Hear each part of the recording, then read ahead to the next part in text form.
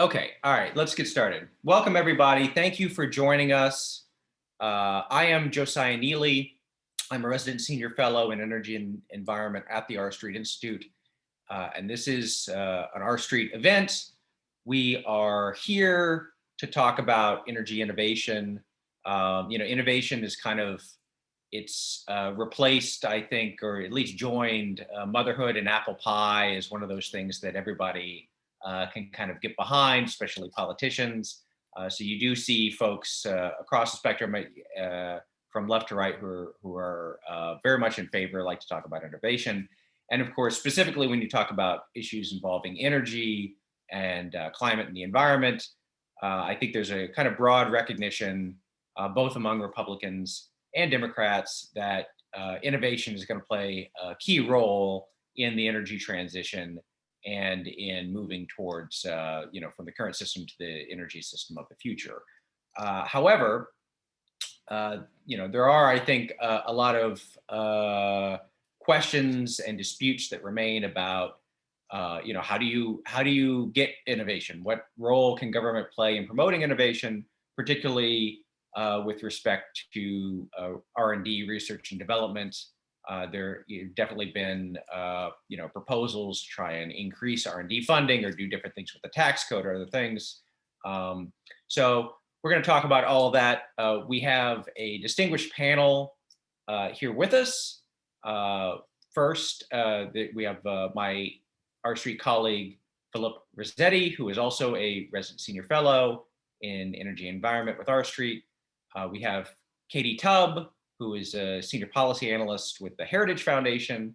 And then rounding out the panel is Garrett Watson, who's a senior policy analyst with the Tax Foundation. So just a little bit of logistics for everybody. What we're going to do is we're going to give, each of the panelists is going to give a kind of opening statement, go through, and then we'll have some question and discussion. There is an option for audience members. If you have questions, you can drop it in the Q&A and we will deal with that as they come up in the question and answer discussion period. So first, let's hear from Philip. Thank you for having me, and it's great to be here. And also thank you to the other panelists for being here as well. This topic is so amorphous, so it's kind of hard to even know where to pin it down. But like any good high school paper, I'm going to start with a quote, which is Henry Ford said that if I gave people what they wanted, I would have just given them faster horses. What that means is people don't really know what they want until they've had it. It's really hard to identify what the innovation of the future is. And we think about what did people 50 years ago think our lives would be like today, they would have had no idea. They never would have been able to predict the incredible power of the internet or things like the iPhone and how important these technologies would become in our lives. And similarly, we have to have the humility to understand that we do not have perfect knowledge of what the future is going to look like 50 years from now.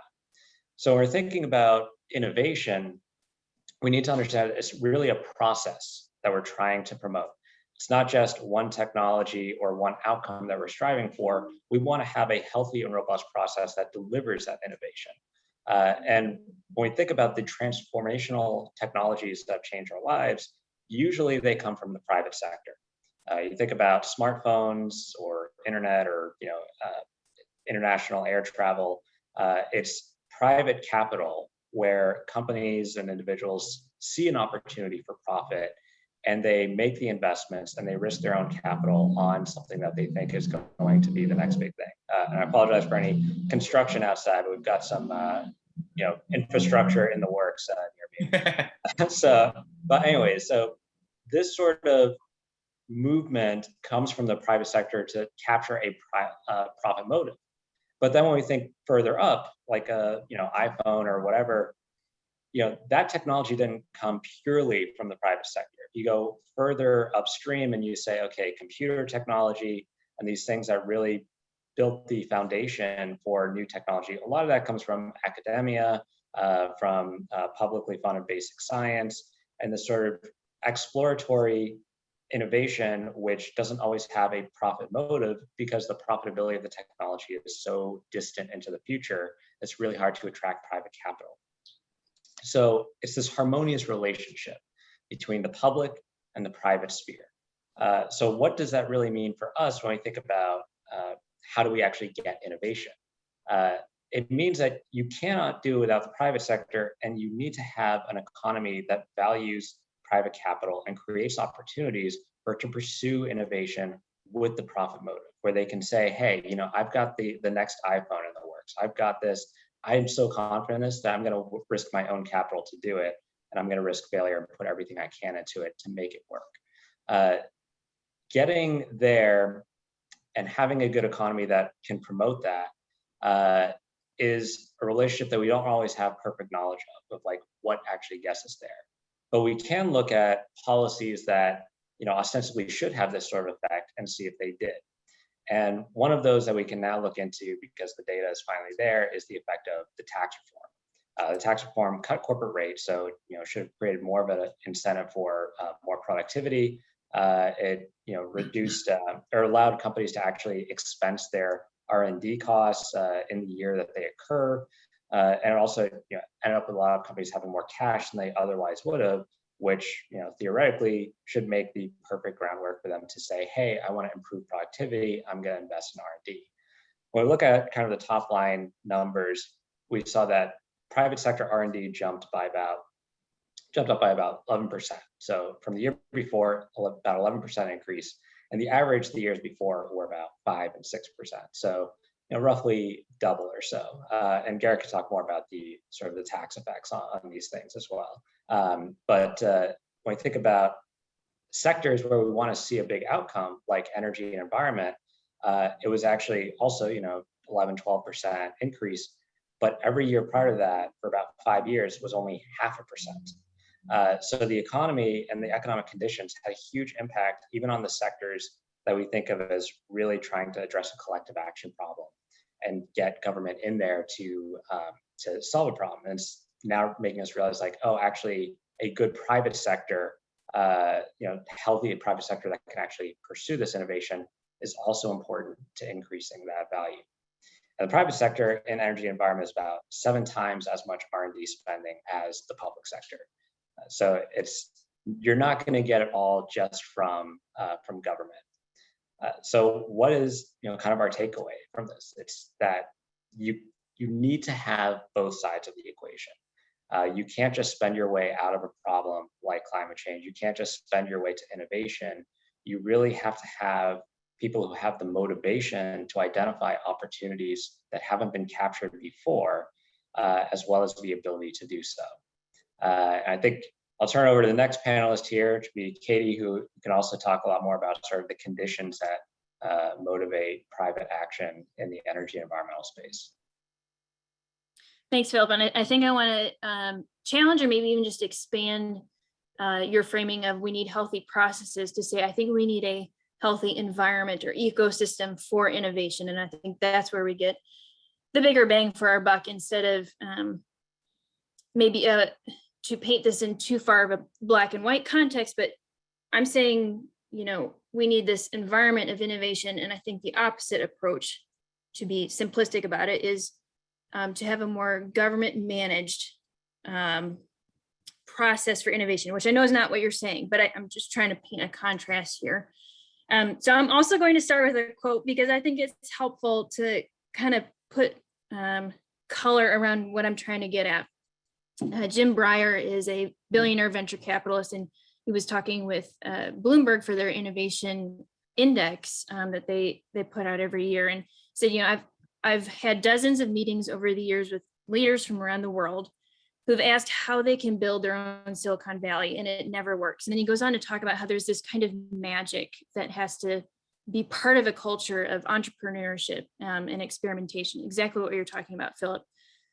So I think that's where we need to focus, is what are the conditions that allow people to innovate here, to take risks, that make people want to come to the US as an inviting and dynamic place for entrepreneurs, for businesses to engage, to invest in, to import and export from.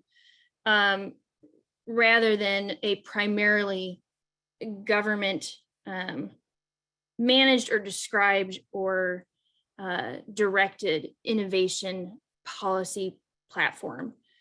I think we've got a lot of things to be encouraged about in how the US looks as far as the innovation prospects.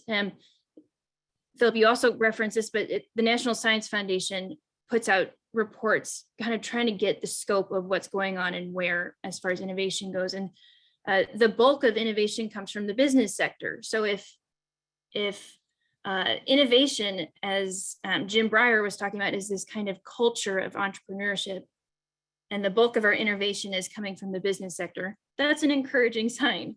The business sector funded $381 billion in R&D in the year 2017, which is the most recent comprehensive report they have. And in contrast, the government funded $121 billion. It's not to say that that number should go down to zero, but just to, again, kind of show where innovation is happening in the US and why I think, frankly, we should be encouraged. Academia increased their science and engineering square footage by 6 million feet over 4 years. Again, that's another investment that I think we should be very encouraged by. Bloomberg, with their innovation index, ranks the US as number 6 in the world. And for context, South Korea is number 1 and China is 22nd. And they rank across 6 different metrics. And the worst metric for the United States was education. So that might be a hint of where we can start making reforms. So I guess I'll leave it at that for now, just to help kind of frame the conversation that I think there's a lot we have to be encouraged by. I think, just as you were saying, Philip, there are ways to get better, and that should be focused, I think, on creating this environment where people can innovate and be entrepreneurs, take risks, and that involves, good trade policy, good tax policy, good spending policy at the federal government. I think there's a lot of protectionist policies that have built up over the years that we can pull back to allow some of that investment in US ideas and businesses to happen. And then for those ideas to get out to the rest of the world. So I'll leave it at that. And Garrett, I'll turn over to you because I think you've got some great ideas on tax policy. And then I look forward to kind of getting more into the nuts and bolts of ideas and where we can go from here. Thanks, Katie. And you made a really good point that this has to be looked at holistically. There's tax components, spending. There's a cultural component as it relates to innovative activity that all has to be looked at altogether from a policy perspective. On my end of things, I tend to focus on tax policy. I did want to highlight 3 specific items that could be explored from a policy perspective to improve the tax treatment of innovation and could be a helpful tool moving forward now that we've made some of the changes that Philip outlined with the 2017 tax law. And those 3 things are ensuring that we maintain full cost recovery for energy and R&D expenses. The second is improving and simplifying the R&D tax credit and the wide variety of tax credits out there for various energy activities. And third is, and Katie really described this well, making sure that we do have a competitive tax environment in the US in the context of international competition, because it's not only the level of innovative activity that matters, it's also where this activity is happening that's increasingly important from a policy perspective. And so the first thing, of course, when it comes to cost recovery, when a business pays taxes, typically it's permitted to deduct those ordinary business costs from its revenue to determine its net income. Historically, they've been allowed to deduct over time a portion of the cost of capital investment and other investments. And that can be an issue because it doesn't allow for full recovery of the cost of that investment. And that's because of both inflation and the time value of money.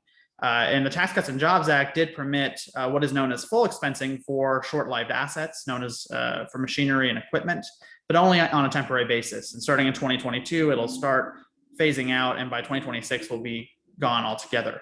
In our modeling and in our estimates, we tend to find a very strong economic growth effect of permitting full expensing. GDP, for example, in the long run would rise by over 2%.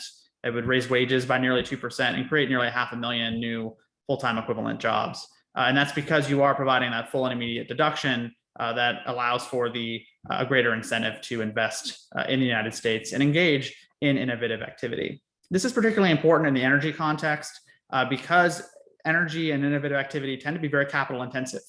If you look at, for example, the top 25 companies who are doing energy work, particularly R&D and investment, 8 of those companies are very capital intensive. They're some of the top most capital intensive companies in the United States. And that's particularly important because full cost recovery has a large effect on that type of investment. The second thing I want to highlight, of course, is there's a lot of opportunity to reform and simplify the R&D tax credit and the maze of tax credits that exist in the US for specific energy sources and investment types. We, of course, have the production tax credit, investment tax credits for a variety of energy related work. And then there's the broader R&D tax credit, which is an incremental credit to provide incentives for folks to expand their R&D over time. Overall, the economic literature on the R&D tax credit suggests that it does increase R&D spending, though, of course, the magnitude of that increase and how that translates into overall innovation is a bit more ambiguous.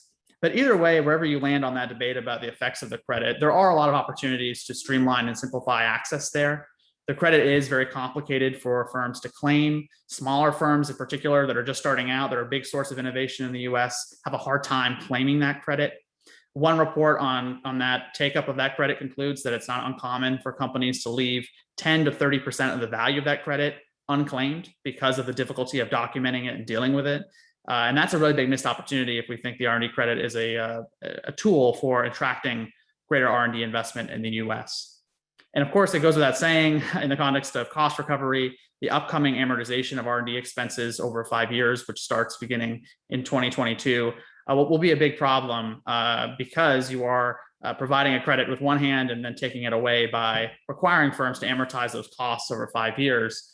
And it would be it would make our policy more coherent by canceling that amortization while also increasing incentives elsewhere to provide for greater R&D. And the third thing, just to wrap up, is from a bigger picture perspective, it is really important that we ensure the US tax code remains broadly competitive. The TCJA, while very imperfect, did do a decent job of ensuring that our corporate tax code remain competitive there. We were becoming an outlier with our rate and the way that our base was structured for international investment. But there is, of course, a trade-off with the way in which we are going increasingly down the road of greater tax incentives that are very narrow and very complicated to administer and claim. It may be a more effective tool to have a broader, more competitive tax code that lowers the rates and broadens the tax base so that the government doesn't have to pick winners and losers in the tax code through tax credits, and you eliminate a lot of these administrative questions that hamper and produce uncertainty for firms trying to engage in this space. And the last thing I just want to note is there's some really interesting research that's been going on over the past 5 to 10 years on the economics of innovation and risk taking. And there is pretty good evidence that when you start raising tax rates well above into confiscatory levels, that it does have an impact on overall innovation. One paper found, for example, that raising the total tax rate, the effective tax rate north of 50% could reduce total innovative activity by 50%, which is pretty significant in a world in which we want to encourage more innovative activity, not less of it. And so we want to ensure that in a world that we want to encourage risk taking, that the tax code is treating that properly, and that we are encouraging that kind of behavior and not discouraging it. So lots more to talk about. I'll leave it there, and excited for the discussion.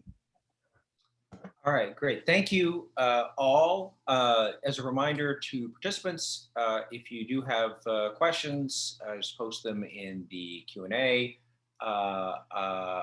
For the moment, I have a couple questions I'd like to get us started with. One has to do with we've seen a number of proposals to drastically increase public sector R&D. I believe it was mentioned that right now private sector R&D is spending is many multiples, maybe 7 times more than public sector R&D. My question though has to do with the relationship of public and private sector R&D. They seem, as a general matter, they seem to be slightly different in terms of like where in the chain towards commercialization they're focused. And I wonder, what do we know about the relationship between those two? Do they complement each other? Could, one crowd out the other? What, if anything, do we know about that if the panelists have thoughts? I think they can complement each other for sure. The internet is a great example. That was a defense initiative that was spun off into the public sector or private sector, excuse me. Frankly, nuclear energy is another great example. That was a defense investment in a technology. And we now have, some 94 power plants in the United States that are built off of defense technology to create nuclear energy. So I think they can be complementary. I think where government R&D funding works best is when it is for a government objective, a government, when the government is the customer, because the incentive structure is very clear there for success. And then from there, the private sector can hop in and innovate off of that and spin it off to meet unique customer needs and preferences. And I think where we get a little bit sideways is when the government decides to be market investor and try and figure out what customer preferences are. And I just don't think they're very good at it. It's certainly not efficient because it creates distance between businesses and their customer. The end customer cannot be the Department of Energy or a Department of Energy loan guarantee. The end customer needs to be American businesses and families. And the closer we can make that connection, I think the more efficient and more effective any kind of federal R&D looks like. I realize that's not necessarily a popular opinion, though. As we see in Congress, there's a lot of money going out the door for a very different worldview on federal R&D. So to build on what Katie said, and I'm glad she mentioned all the money going out the door, is there, you mentioned crowding out, Josiah. I think that's something that we need to think about, and it's really hard to analyze because we know sort of theoretically that if the government puts so much money into one sort of technology that the private investors are probably going to say, well, I can't compete with that. There's no real opportunity left for me. And there's some sort of optimal sweet spot at which point you go over it and then you start to lose private sector investment. The level of crowding out also can be, there's an economic idea that crowding out comes also from government spending because you're reducing the available capital to the private sector and you're increasing sort of the cost of debt. And the research on that can be, very mixed and it's kind of a bigger concept. But at the end of the day, what we're kind of looking at is, okay, this distance between the customer and the producer that Katie mentioned is a challenge because when government is directing money towards us, not only are they potentially crowding out private sector investment, but they don't have the perfect knowledge that it takes to really get to say, hey, this is where the market is going to be in 5-10 years. This is where the customer is going to be. And it's really hard for a policymaker to have the sort of granular nuance to their policies where they can say, oh, hey, this is going to be different in this area. Or, yeah, wind is going to be great and, where you have a lot of wind capacity like Texas, but might not be the best opportunity elsewhere. But the government doesn't have that sort of opportunity always to express that sort of delineation. And very often it comes down to, policymakers in Washington saying, oh, we need to pass a bill. This is where we think we can get the compromise. And it's not going to be focused on enabling markets. It's going to be focused on here's a win that we can show our constituents that we care about this and are promoting it. And just all gets back to that Henry Ford quote. People latch onto what they know and they see what they know and they endorse that and they say, yeah, I think this is great, but they don't know what they don't know. There is that potential there. And I think that's what we really want to unlock with the innovation policy. Yeah, I think I'll just add to that briefly that two things. I mean, one is, yeah, there has been a pretty big shift in overall R&D investment, the breakdown between business and the federal government in particular. Right now, about 2/3 of all U.S. R&D is done by businesses, and the federal government's investment, it peaked in 1963 or so at about nearly 2% of GDP. It's now closer to 0.5% of GDP. So there's been a pretty big shift there. But the two things I highlight, one is that increasingly, of course, because we're using the tax code to provide more narrow incentives for particular either usages of particular energy or development of different energy sources, or in the case of the R&D credit, we actually have 4 types of credits within the R&D credit system, which is really complicated. And increasingly, it's going toward much more narrowly targeted goals, where instead of direct spending and investment by the government on a particular technology, we're trying to encourage it very narrowly in the tax code. But folks should understand that is still picking winners and losers in a lot of ways. And unfortunately, we haven't had a good opportunity to really rethink those more holistically because they typically are extended in the end of year scramble known as tax extender season in Congress, where it's often just, a bunch of deals and they're just passing the buck along to the next couple of years when they expire again. So there should be an opportunity to simplify and streamline them and encourage a broader environment for investment, and not picking those winners and losers either through the tax code or through spending. The last thing I want to mention was, of course, another often underappreciated source of innovation in the past was government investment into university centers, or think about the land-based universities in the 20th century. Something worth at least thinking about and experimenting with a little bit, because that is an example of trying to provide some funding and resources for that kind of activity without the government deciding what particular technologies or sources of research should be pursued.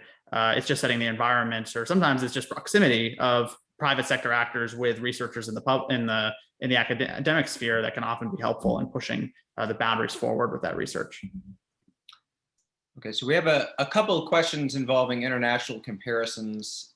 One about China, which has a more top-down approach. What can we learn from that? Pitfalls, things to emulate, and then also related question about South Korea. What are they doing right? It was mentioned, I think, that they're #1 in innovation. So if anyone has any thoughts on China or South Korea. I think the China one is good in particular because that's a question Congress is dealing with right now. The Senate recently passed supposedly a response to China and China policy, and the House is currently working on their own. Very different in both in scale and in focus. But to the question, I question whether if what China is doing is working. I think that's a very difficult question to answer, in part because we don't fully understand what is going on in China. So that in itself, I think, requires a lot of digging and understanding data, what their economy looks like, in addition to how they are spending. But I think we should also ask, do we want to do it the way China does? And I think that answer is probably and hopefully no. I think if what they're doing is actually working, we have to ask at what cost. There's all kinds of problems with intellectual property protection there, not to mention human rights issues, a lot of environmental challenges and damage done. So if it's working, at what cost? And do we want that in the US? I don't think so. Another piece to that is, China is a centrally planned economy. They have their 5-year plans to kind of scope out the direction of their federal spending. I don't think we want that in the US, and maybe just as a way to kind of make that a little tangible, their 5-year plan for energy and environment includes quite a bit of coal investment. I personally don't have anything against coal power plants, but a lot of people in the US do. And so, if you want a centrally planned approach to R&D, as China does, you have to ask at what cost. And if you're comfortable with the significant disagreement that might have on your worldview, or even what you believe the energy landscape should look like. So I think it's a really good question. I think it's complicated. But I don't think that's the road we want to go down in the US. So to build on what Katie said, it's not just also about the trade-offs, or we should be thinking more about the trade-offs, but also from an efficiency sense. This is something that doesn't really get talked about nearly enough in Washington, is that we do not have infinite resources. So our approach to innovation, I would say generally in the US has been fairly efficient. It hasn't been perfect, but generally the private sector has been able to achieve gains and economic growth at the same time. Every time that you have the government spend money on innovation, that money has to come from somewhere, because the government does not produce, the government taxes. So when you have this money coming from somewhere else in the private sector, you are reducing economic activity and reducing incentives for investment in one sector in order to prop up another. And this results in sort of a less efficient system. China is able to make this work to a certain extent because we are the market for a lot of what China has done, and Europe is the market. So wealthy consumers outside of their borders are consuming that product, and they don't have to worry as much about what is the sort of efficiency aspect. Whereas for us, since we are the market, we are have the deepest capital markets in the world, we want to make sure that we're preserving that, and we're not pursuing R&D that comes at the expense of that strength. So it's not something, when we look at what China is doing, that's not a model that can really be successful in the United States. And even if it was, it would certainly be less efficient than what we already have. Garrett, I don't know if you have any thoughts to build on that as well. Yeah, very, very briefly, I think it'll be interesting to see, China's sort of at an inflection point right now where they are catching up to the US in several sectors as it relates to innovative activity. Of course, it's well known they're trying to build out their own supply chains and to produce semiconductors and other advanced technology that the US has been pressuring them on. It'll be interesting to see how close they can actually get to the frontier and exceed it across the board over the next decade, because that will really be a test for this sort of state-led model of development on the R&D side that they're trying to push for. They have, of course, gotten close to the frontier in several areas of tech. When you look at, for example, battery tech, for example, it's a good one. But we'll have to see if it translates to a broader, to the frontier in a broader set of industries and technologies, which might be much harder than what they've been able to do to date. Okay, so we have a question that is about the NIH, which I think is a little outside the scope of our focus on energy innovation. I will check out the Wall Street Journal article that is referenced there, but we also have a question from Michael Yancey. Do any of the panelists have thoughts on Representative Tom Reid's Energy Innovation Tax Credit Act? So any thoughts on the Energy Innovation Tax Credit Act? It doesn't have a great acronym, I have to say. That's my thought on it. It needs to spell out something. That's what legislation has to do now, spell out something. All right. So I don't want to get too into the weeds on any one specific legislation, but there have been several legislative efforts that are broadly focused on trying to bring the tax treatment of energy and all these technologies into a more neutral way. And this is kind of a recognition that we're seeing more and more policymakers understand that the government keeps directing money towards specific energy resources that don't have the full capability to address the policy objective that they're trying to do. It's not possible to have a 100% wind and solar electric grid, unfortunately, unless you have a lot of energy storage. So now we're seeing people say like, oh, we do need nuclear, we do need geothermal, we need all these other things, or carbon capture, or if that's the objective that they want is pure emission abatement. So getting to a tax treatment that rewards the outcome you want, which is emission mitigation, rather than a tax treatment that just says, hey, you produced wind power, congratulations, here's money, lends itself to a more efficient investment incentive. And I think that's something that I'm really hopeful that we're going to see, maybe some sort of agreement on. But we've seen in the past efforts to do this have been very, very difficult because it's a classic case of concentrated benefits and dispersed costs, where the industries that benefit from these tax credits, and especially the politicians that have their constituents benefiting from these tax credits don't always want to give those up. So I think, in the past, at least, Reid's efforts have been trying to pursue something that doesn't necessarily step on the toes of the existing incumbent credit system. So maybe there'll be some opportunities for compromise, but this is definitely a case where good economic policy and the politics of the current day are not always in perfect alignment. So I don't know if Katie or Garrett, if you guys have thoughts on that, because I know you both have delved into this space as well.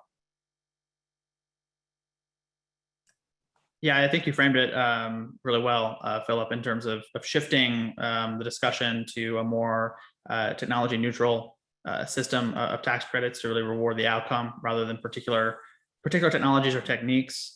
And there are, several good proposals out there that might help rationalize the system a bit more. A big thing we see, and we're trying to learn from the discussion in the tax extender discussion every year, is there's often concern, of course, about transitory effects. If there is a pairing of a technology neutral system of tax credits, say a more general production or investment tax credit for energy innovation or production, how is that going to interact with the existing tax credits? Is there going to be a transitory period where folks feel like they're not going to lose out? And if there's a sense that that transition can be managed, that might be one way to get more support for this. Because even in the existing system for the credits that are, many of which are temporary, a lot of the incumbents even aren't super happy about it, just because it's a constant battle every few years to get the certainty related to it, even for tax years that have already passed, right? We were in a situation about a year ago where we were extending tax credits for several years prior, right? Which is not great from an economic perspective, because you're not incentivized to change anything you can't in the past. So, but I agree that it's sort of a collective action issue and an issue of costs and benefits where folks need to get on the same page about it. And I think managing that transition issue might be one component to get this system more rationalized. I think I'd just add that, Garrett is the tax expert, so I will defer that way. In some ways, though, I think talking about tax credits for this or that activity or this or that resource is missing the point of a deeper reform that I think needs to happen with our regulatory state. If you have a great technology, but you can't get it out the door, what's the point? And subsidies don't solve that problem. This is probably not the first thought that comes to mind with innovation, but the mining industry is a great example of it should just not take 10 years to permit a mine. And that has to do with regulatory problems with NEPA and conflicting permitting processes at the state and federal levels amongst a variety of agencies. But it also has to do with a litigation culture of defeat by delay. And to me, that part of the stream of innovation is just as problematic, because it has a chilling effect that doesn't lend confidence to that environment of entrepreneurship. So yes, tax policy is absolutely a critical piece of this conversation, but I think we need to move away from a targeted tax credit approach to what is generally good pro-growth tax policy just across the board. And then also start looking at some of these other issue areas that nullify good tax policy if you can't get ideas out the door. Yeah. And sorry, Katie raised something that was really important. So I just want to make sure we don't lose that point about the regulatory treatment and things like NEPA, because this is not just about, what does it take to approve a new power plant or a new project, nuclear project or whatever. Very often it's renewables and sort of these things that we're already subsidizing that are running afoul of this. Because if you want to build a wind farm, you have to build it in an area where you actually have that physical capacity. The transmission siting is a much more difficult process because of the regulations. So it doesn't matter how much money you pump into something if you don't have the regulatory treatment that allows for you to literally deliver the product to the customer. And this is not, a dirty energy versus a clean energy issue. This is really just a broad energy policy issue of ensuring access to markets. Yeah, I think that's a really good point. Providing a tax credit for a particular activity, if it takes 5 years to get off the ground because of a NEPA regulation, it's going to be like pushing on a string, right? It's not going to have the effect that folks are imagining here. And we tend to overestimate the effects of these targeted credits and incentives in the context of a much more imperfect environment for innovation. And encouraging folks to think, bigger picture for a more competitive environment in the tax side, as well as in the built environment in the real world, is really important, because there's always that temptation to reach for a targeted credit for this and that activity when it really isn't. It's more of a distraction than anything, when there are bigger issues that need to be resolved. And just one more. Sorry, go ahead, Josiah. Oh, no, it's fine. I know, I knew when Katie mentioned NEPA that, you would have a lot to say about that. I would go off. Yes, absolutely. Okay, can't hold you back. Okay. So we have a question about Bitcoin. Just talking about crypto mining, cryptocurrency, and its relation to energy and carbon.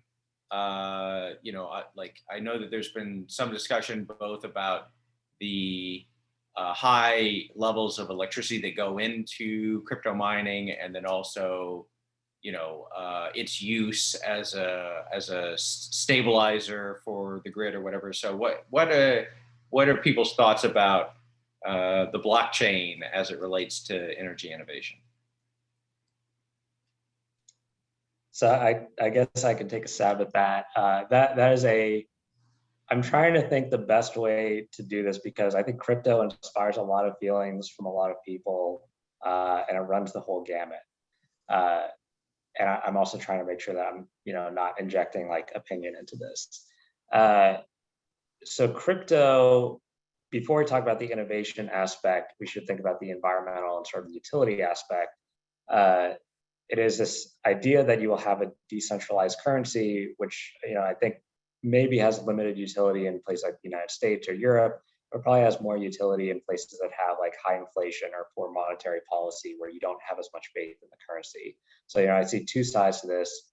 In terms of the energy efficiency stuff, which I think relates more to the innovation, the challenge here is that while we can look at it and say, hey, this is super inefficient, maybe we should do something about it, there is a risk with that sort of approach, because we can't neglect the fact that the reason people put so much energy into it is because they generate some sort of value from that. And very often when we talk about value from a government sense, we only look at the dollars and cents of production. But from an economic sense, value is actually the utility that a consumer derives from the product.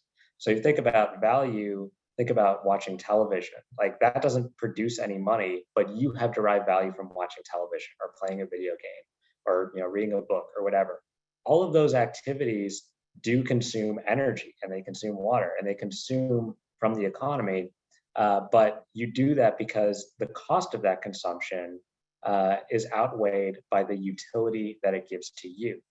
So with crypto, while I have kind of personal thoughts about it, I'm also thinking about, do I want a system where the government is sort of blanketly saying like, oh, you cannot engage in these activities because they don't have enough value to address the costs? Will there be times when that occurs? Of course, because you have regulatory policy for environmental things, or you mitigate certain externalities that have a very high cost on the public. But we need to be very careful about how we address something like crypto with policy, because we don't want to go down the road of, oh yeah, this costs energy, and I don't care how much utility it gives to you as an individual. It just doesn't compute with the centrally planned mindset. But I don't know if Katie or Garrett have thoughts on that, or if you guys are like heavy into crypto or something and I just don't know it yet, or I have no idea. I will say for the record, I have no crypto investment, so I can't, really be like, I have no vested interest in this outcome.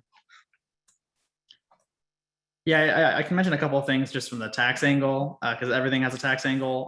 On crypto, of course, there's been a big push by the IRS to try to inform and educate crypto enthusiasts and holders of their tax liability here. The IRS currently considers it an asset like any other, like you own a home or a stock, and so that can trigger capital gains taxes if you have an increase in value and you sell that asset, that crypto, even if you're trading it for something else. If you buy a Tesla with some crypto, that can be a taxable event. And so there's been some estimates that could be a big source of what's known as the tax gap, or the sort of taxes that are not being collected that are owed.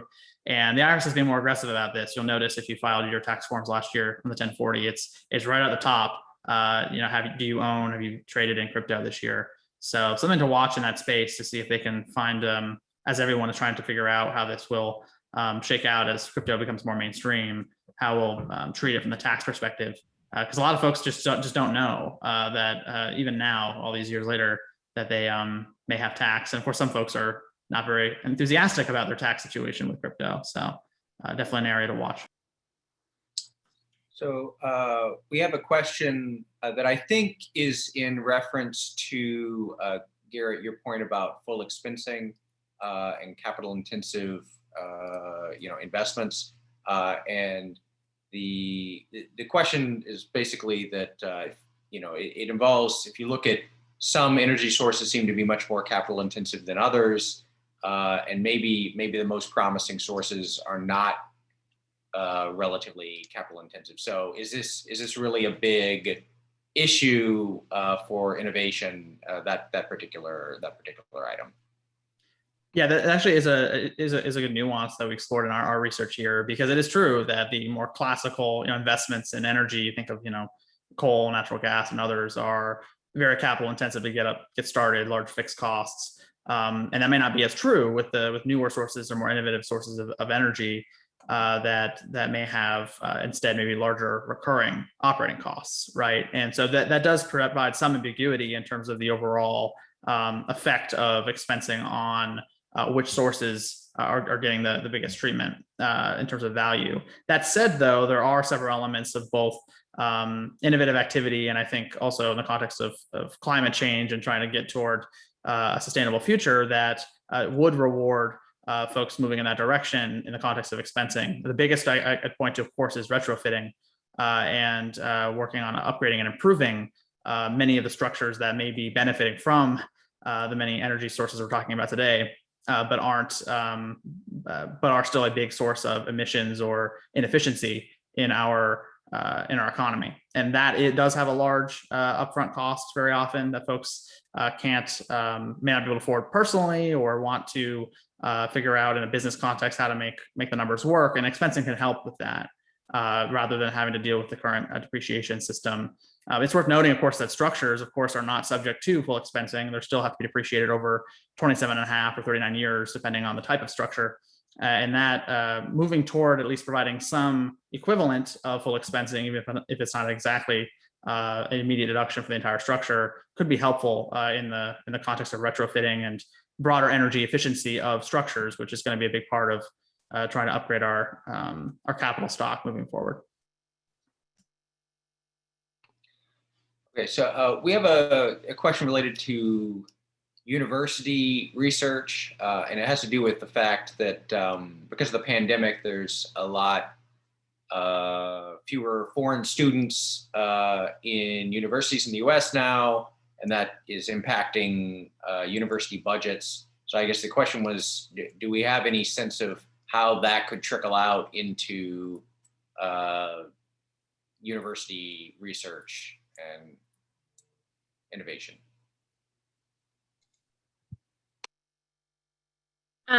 Just off the top of my head, if I remember correctly, that Bloomberg Innovation Index ranks the US pretty high for collaboration and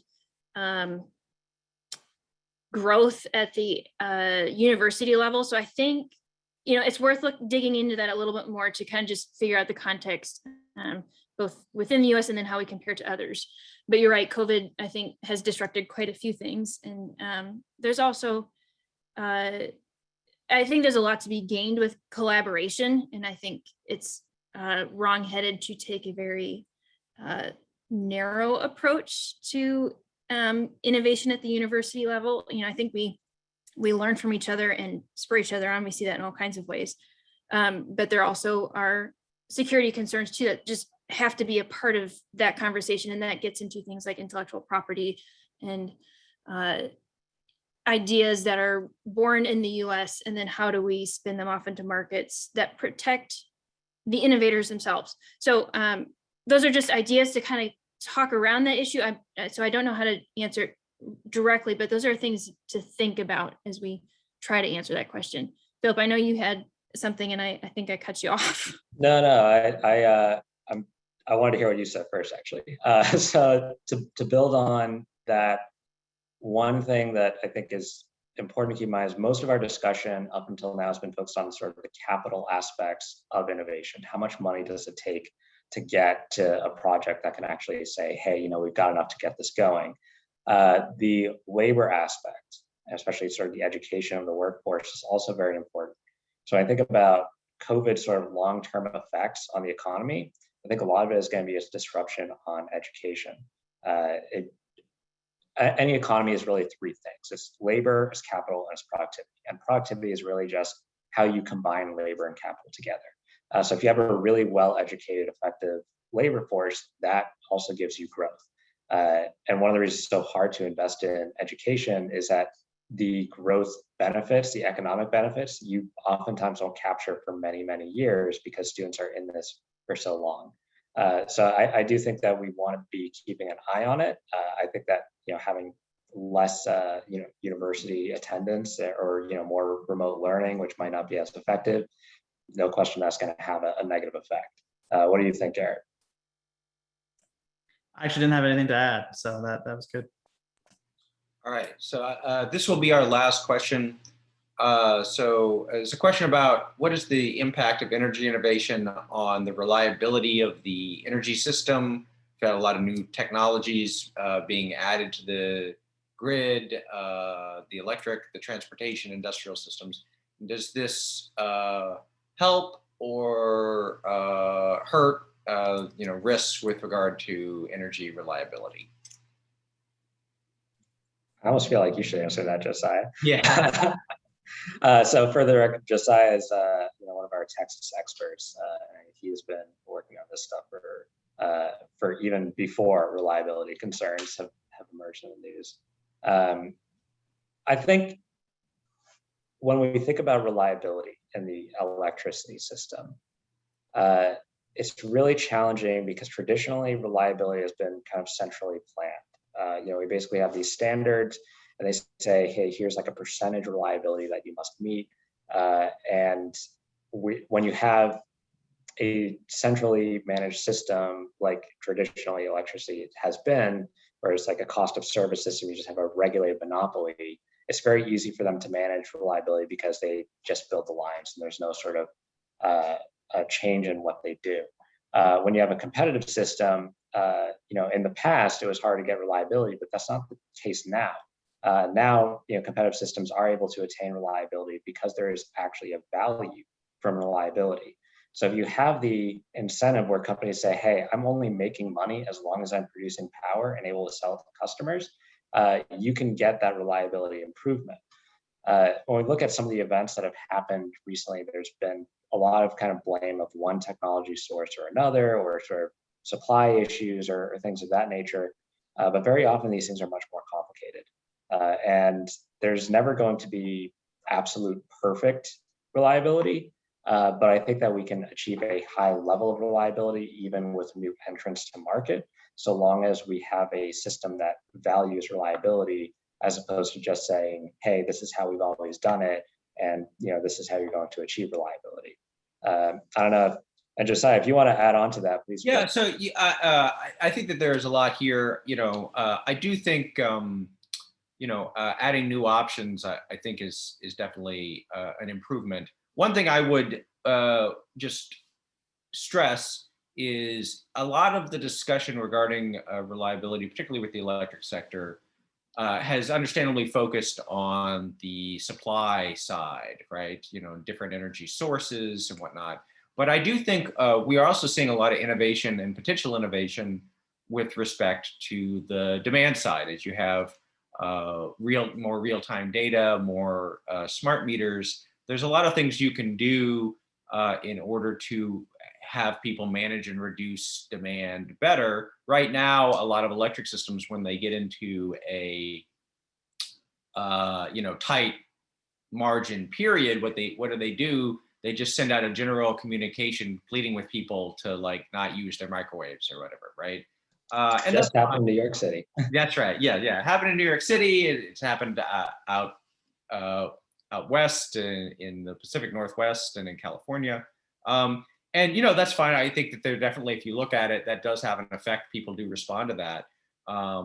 But you know, I also believe in the power of both price signals and recognition that people are different. You know, some people they have a heterogeneity in how high they can comfortably set their air conditioner. You know, how easy it is for them to shift electric use to other hours. And I think with some of these new technologies, I think that they're going to enable more programs to let people monetize those preferences to some degree and help the system maintain reliability by reducing peak demand during scarcity points. So that's what I would say about that. And we are almost at time. Katie, Garrett, if you or Phil, if you have any closing thoughts. Yeah, I think this has been a good discussion. I think it's a good launching point. I think, there's so much we can do on the policy front to not necessarily spend a whole bunch of money, but though I think, to be honest, there is an occasion for that. Just as an example, I love the GAIN program at the Department of Energy to increase access to the national labs. But to that end, I think there are things like that we can do to reduce both at the federal and the state level. And I think that's where we start to kind of give what is already a very good environment for innovation that next boost. So I think we have a lot to be encouraged by already. And I think there's great ideas for growth to make that possible. All right. So I'd like to thank all of our panelists for joining us. I'd like to thank all of the participants for watching and asking great questions. Just as a reminder, this panel has been recorded. It will be uploaded onto our website if there are other people that you would like to see the discussion later on. But again, thank you for coming and goodbye. Thank you, everyone.